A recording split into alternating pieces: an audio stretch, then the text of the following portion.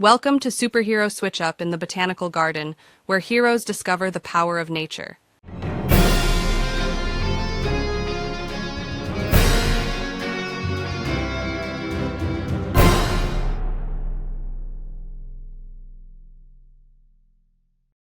In the serene setting of a botanical garden, Ant-Man was in his element, having shrunk down to examine a flower petal up close.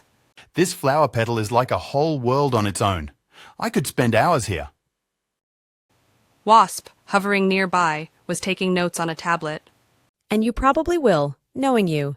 Just don't get too comfortable. Hulk, handling a tiny watering can with surprising gentleness, was watering the plants. Hulk good at watering. Plants happy. Hulk happy. Captain Marvel, flying above and providing a soft, glowing light, added to the garden's magic. Who needs a nightlight when you have cosmic energy? This place is gorgeous. Black Widow, strolling along the path, was enjoying the peaceful environment.